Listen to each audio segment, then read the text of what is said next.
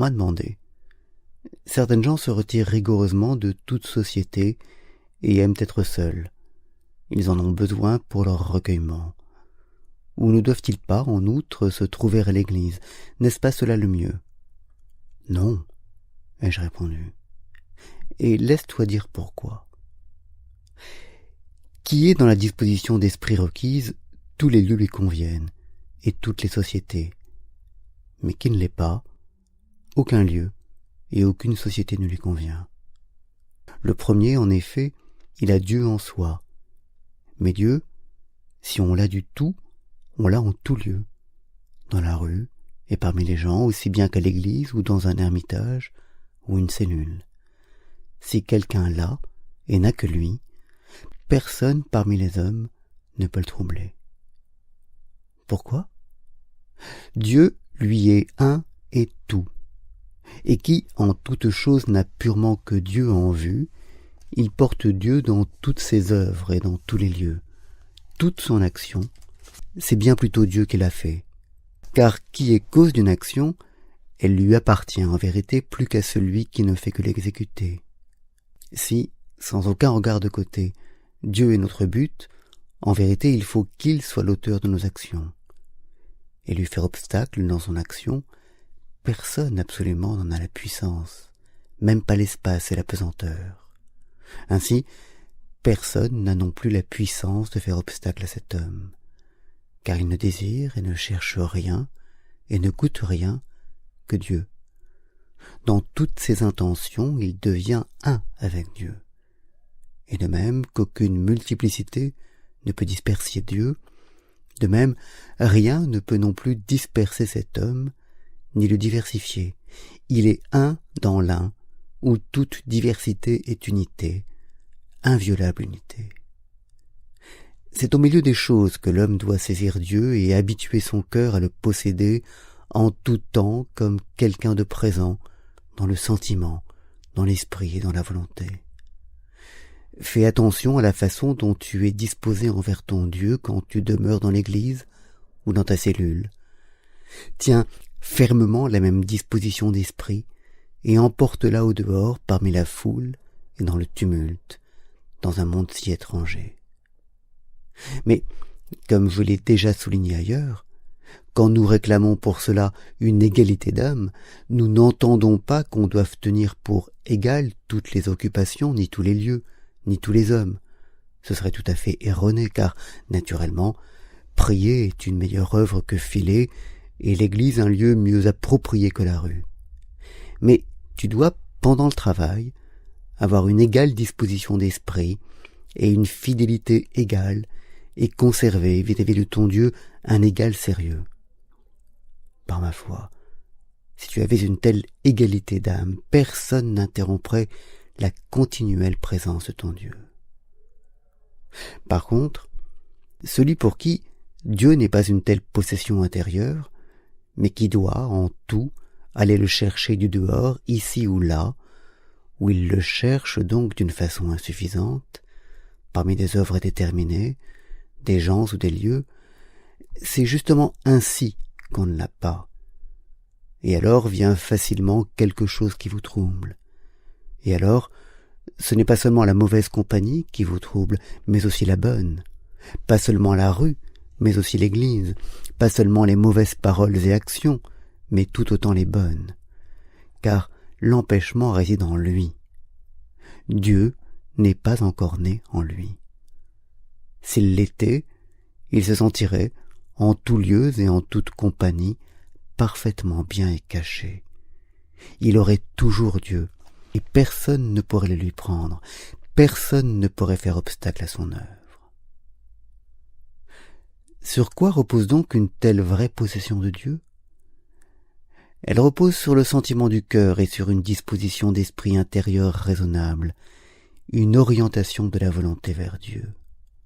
Non sur une idée fixe, permanente de Dieu, ce serait d'ailleurs humainement impossible d'exécuter une pareille résolution, ou du moins extrêmement difficile, et en tout cas ce ne serait pas le meilleur.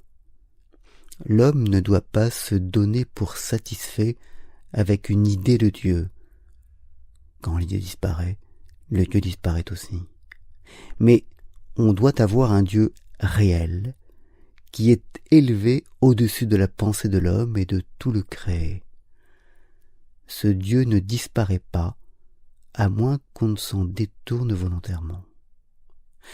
Qui a ainsi Dieu, essentiellement, celui-là seul prend Dieu divinement, et Dieu rayonne devant lui à travers toutes choses. Tout lui donne le goût de Dieu, dans tout Dieu se reflète en lui. Dieu lui-même a en tout temps un regard en lui. Il est détaché de tout lien et son imagination est orientée à l'intérieur, vers l'objet de son amour, vers Dieu. Comme quand quelqu'un a une soif ardente, une grande soif. Il fait sans doute autre chose que de boire, il peut aussi penser à d'autres choses, mais quoi qu'il fasse, ou quoi qu'il soit, et dans quelque dessein que ce soit, l'image de la chose à boire ne le quitte pas, aussi longtemps que sa soif dure. Et plus sa soif est grande, plus intérieure, présente et continuelle, devient l'image de la chose à boire.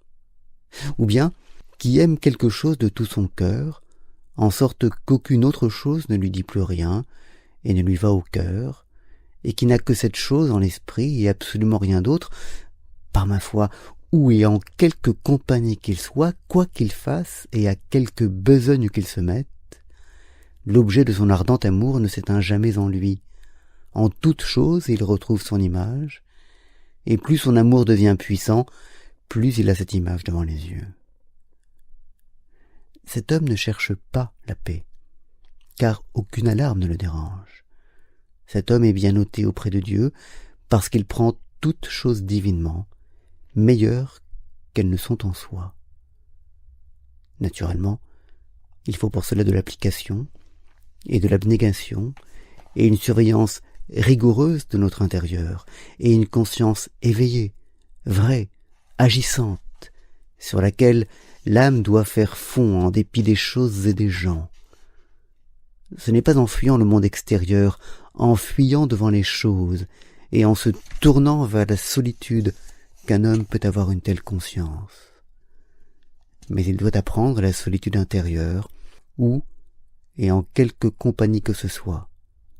Il doit apprendre à se faire jour à travers les choses, à saisir son Dieu au-dedans des choses, et à devenir capable de se le représenter effectivement en son intérieur, comme étant devenu maintenant une détermination de son être propre. Tout comme quelqu'un qui se propose d'apprendre à écrire. S'il doit jamais devenir maître dans cet art, par ma foi, il doit s'exercer beaucoup et souvent, quelque amer et pénible que cela lui soit, et bien que cela lui paraisse autant dire impossible. S'il persévère seulement dans son application, il apprend cet art et en devient maître. Naturellement, il faut d'abord qu'il pense séparément à chaque lettre, et cela représente exactement ce qui ne va pas sans peine. Plus tard, une fois qu'il a la connaissance de son art, il écrit d'une plume alerte avec ardeur, qu'il s'agisse de jeux de plumes ou d'affaires plus sérieuses qui requièrent son art. Il lui suffit simplement d'avoir conscience de vouloir manifester en fait son aptitude. Et encore qu'il ne pense pas en permanence aux lettres, mais à toute espèce de choses, il n'en accomplit pas moins sa tâche en vertu de son art. Ainsi, l'homme qui jouit de la présence divine doit aussi rayonner sans aucun travail.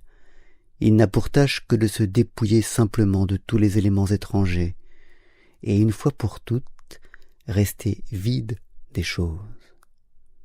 Ici aussi, il faut au commencement une application d'esprit et un attentif travail préalable, analogue au tracé de l'A, B, C pour l'écriture. Mais finalement, l'homme doit être pénétré par son objet divin, informé par la forme de son Dieu, soigneusement entretenu et chéri dans son cœur, et être avec tout son être si enraciné en lui que Dieu, présent, rayonne en lui sans aucun travail.